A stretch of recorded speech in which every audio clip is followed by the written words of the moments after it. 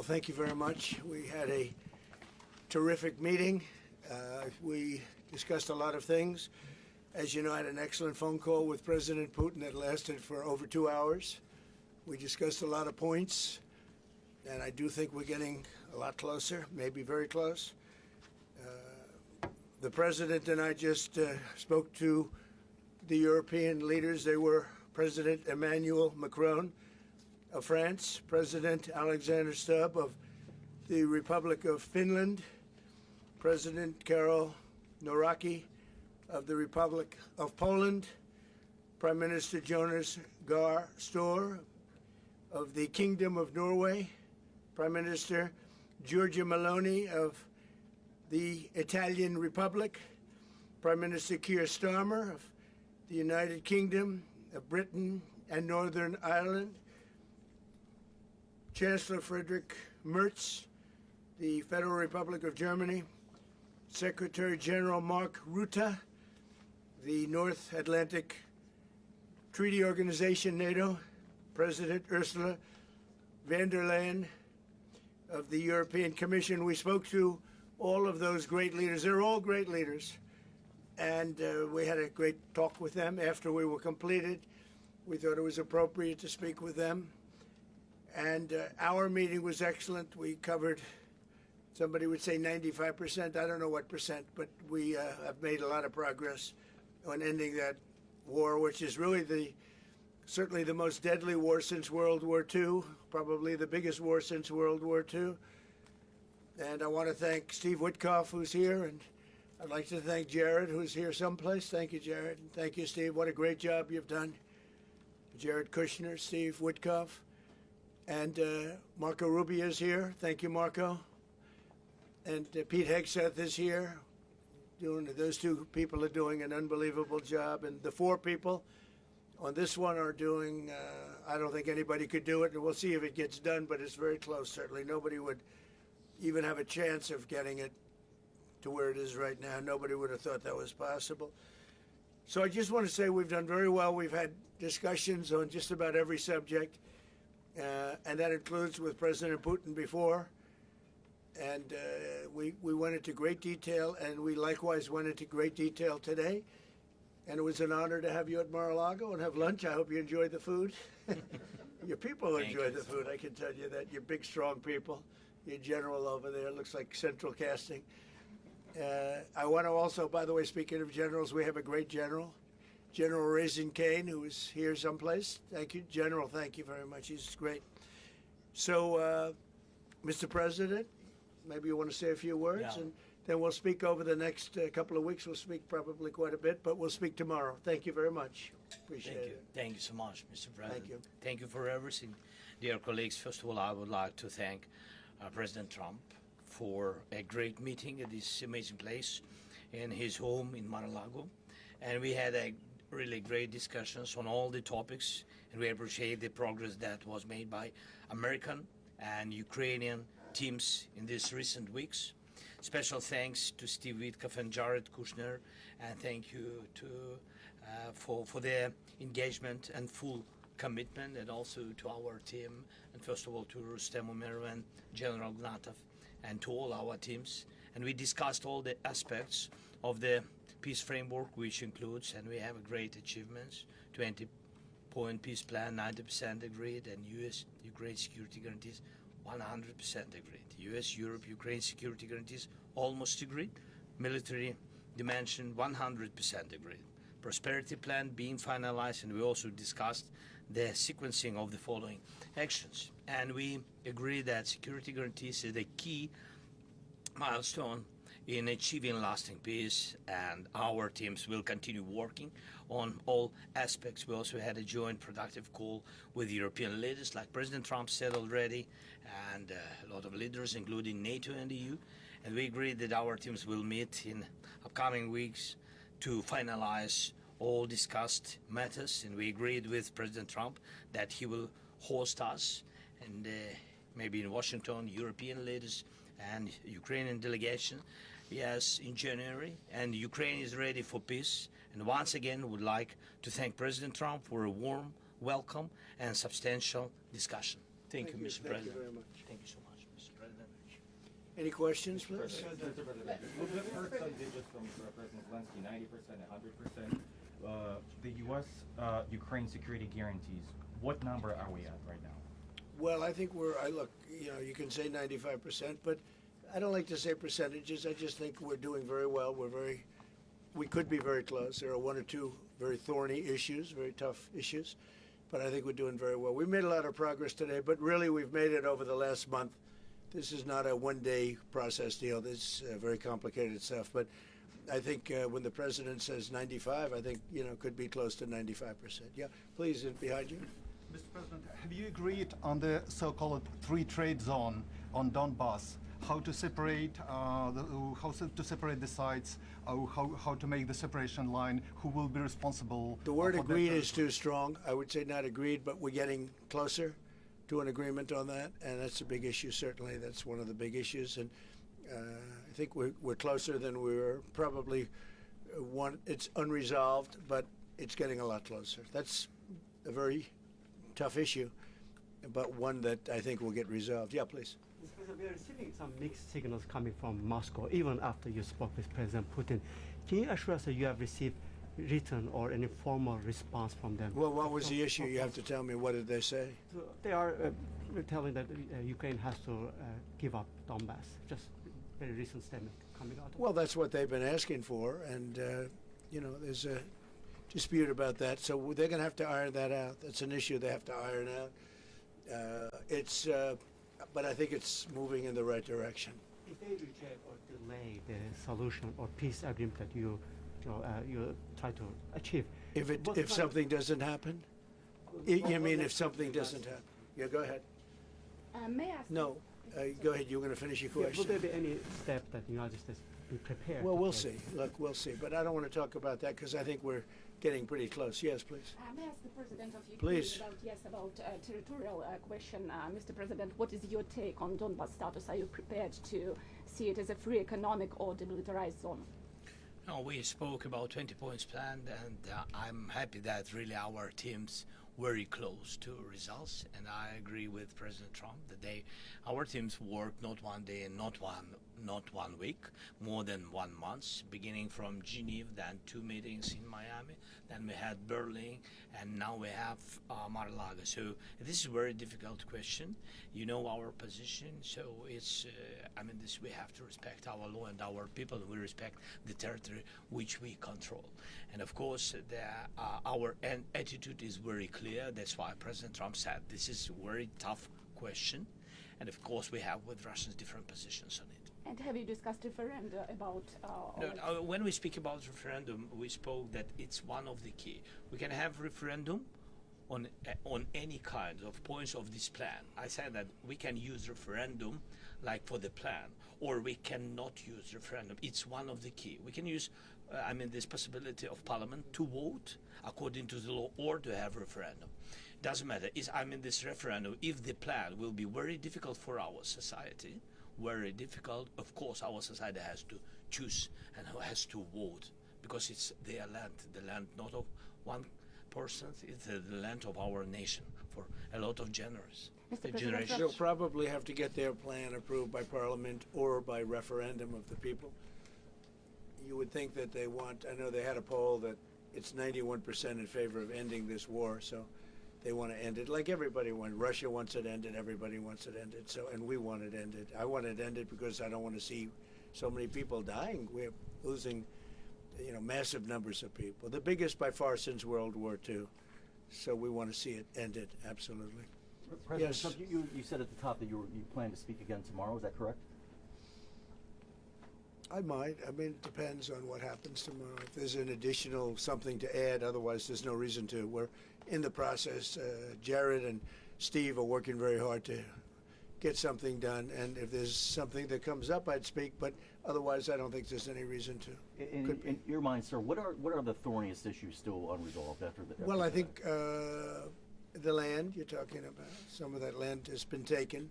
Some of that land is maybe up for grabs, but it may be taken over the next period of a number of months, and you're better off making a deal now. Look, let me tell you, they have been very brave. They fought very hard and continue to fight very hard. and do tremendous damage. But Russia would like to see it end, and Ukraine would like to see it. And I think it's time to end.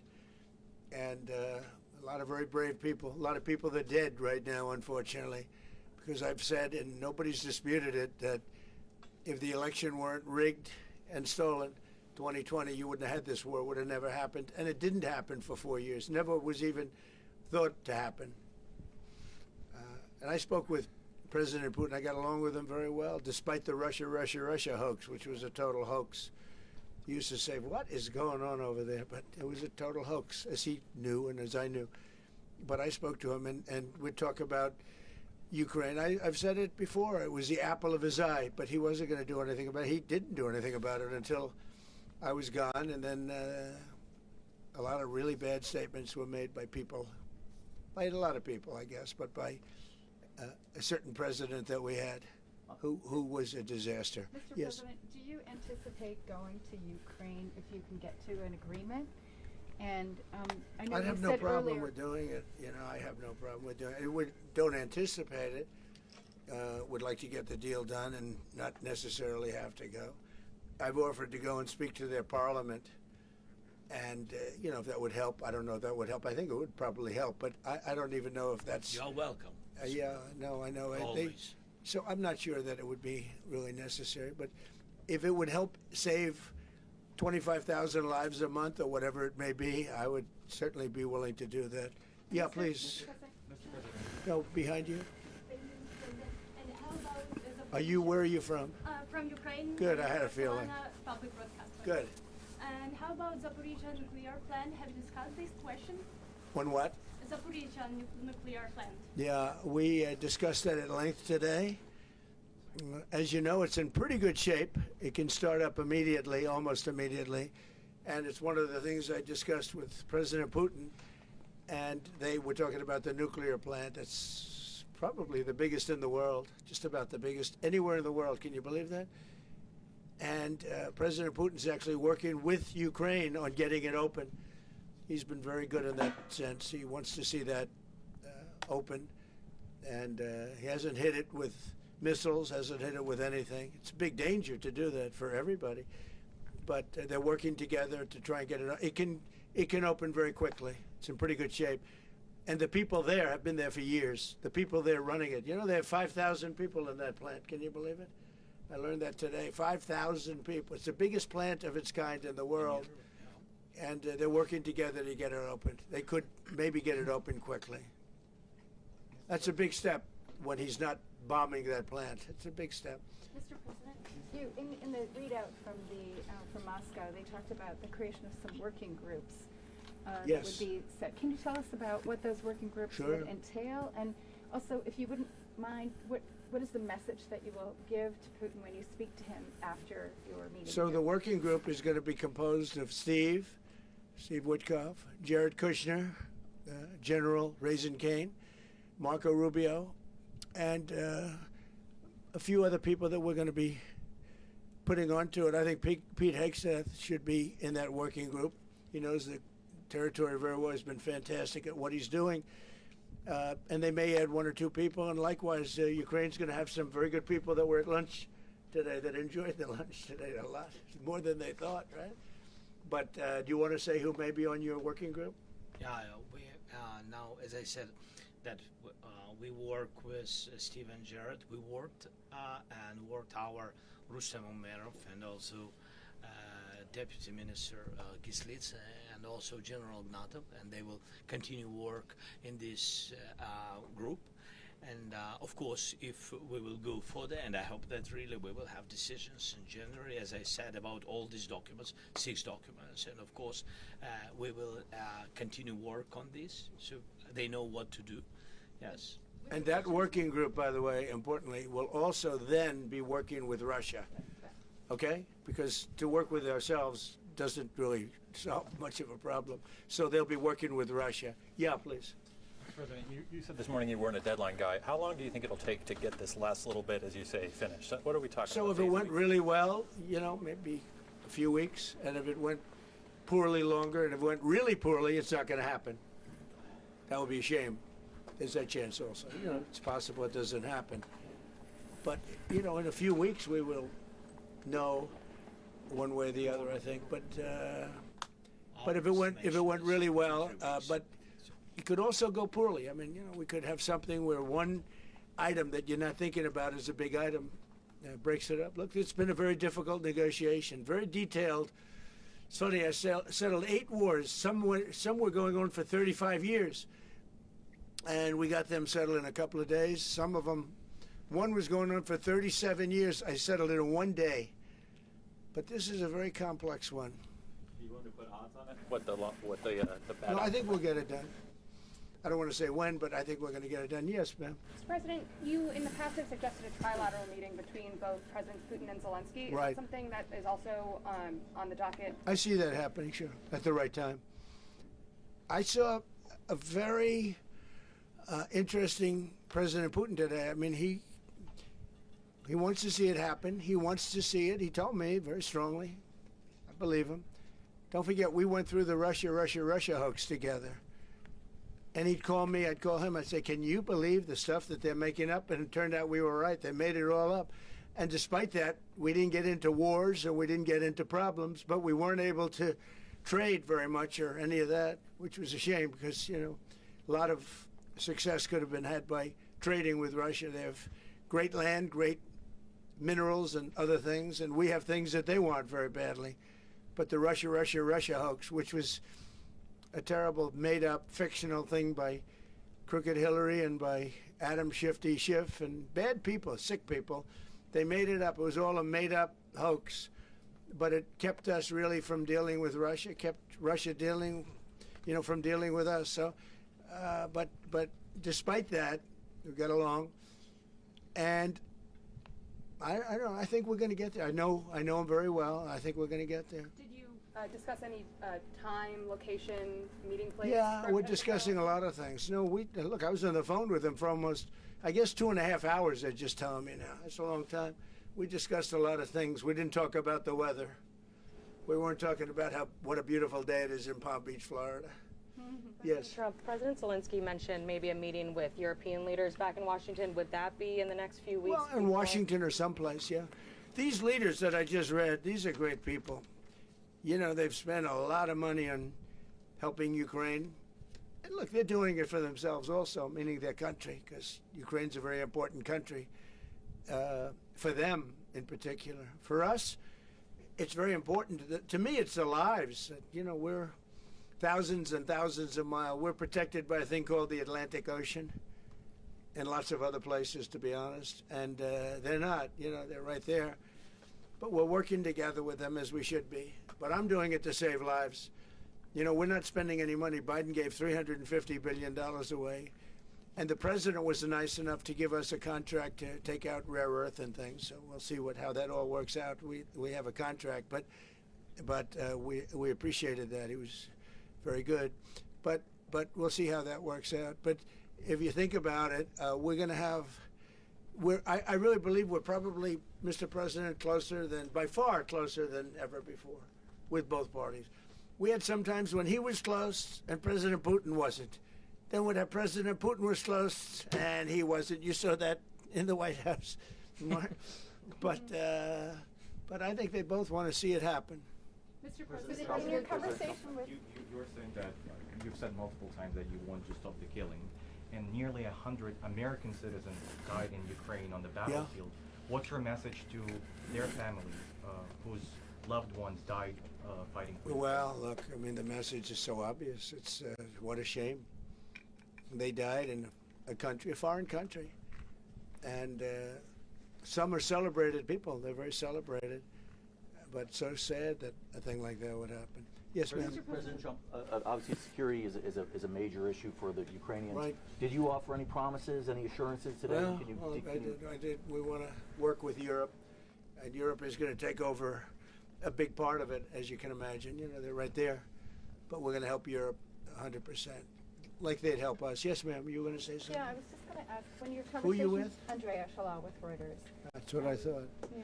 So in your conversation with President Putin, did you discuss what responsibility Russia will have for any kind of reconstruction of Ukraine post an agreement? I did. And they're going to be helping. Russia's going to be helping. Russia wants to see Ukraine succeed. Once it sounds a little strange, but I was explaining to the president, President Putin was very generous in his feeling toward Ukraine succeeding, including supplying energy, electricity, and other things at very low prices. So a lot of good things came out of that call today. But they were in the works for 2 weeks with Steve and with Jared and Marco and everybody. Did Russia agree, or did Putin agree to a ceasefire to allow a referendum to take Not a place? ceasefire, and that's one of the points that we're working on right now. No, not a ceasefire. He feels that, look, you know, they're fighting and to stop, and then if they have to start again, which is a possibility, he doesn't want to be in that position. I understand that position. The president feels strongly about that or something, but I think we're finding ways that we can get around that. But I understand President Putin from that standpoint. You know, you have to understand the other side. And, you know, I'm on the side of peace. I'm on the side of stopping the war. So, but I think that's a problem that's going to get solved. Yeah. Would people who live outside of Ukrainians who fled during the war be allowed to participate in the referendum? What do you mean, people where live? The I mean, people the that left. refugees So who the fled people to we have, Poland and Germany. if we speak about the people who are abroad, who are not on the territory of Ukraine, you mean that in Poland, in Germany, we have millions of people. Yeah, they have a referendum in the same of elections, in the same way how people come and vote. They have rights for this, and of course they have to come. That's why if we will come to referendum, yes, if we will come to such decision, people need infrastructure for this, and it's not simple. And that's why we spoke about it. It can't be in one day, very quickly. It's difficult because we need infrastructure. When you have millions of people, you have to build it in Europe, mostly in Europe for today.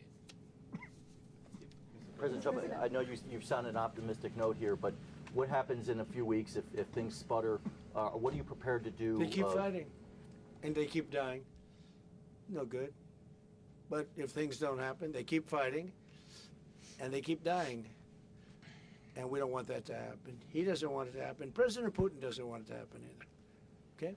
Thank you very much, everybody. Thank you. Appreciate it. Thank Great. you, sir. Thank you. Thank you, sir. Thank you. And thanks for lunch. I don't know. Was it a good lunch? Yes, sir. There's no lunch. He walked in. He said, "This place is gorgeous." I don't think he wants to go to the White House anymore. That's the problem. I'm ready to go to the White House. I know. It is. The White House is a very special place, and so is this. I hope you enjoyed it. Thank you very much. So much. Thank you, sir. Thank you, sir. Thank you. No, no.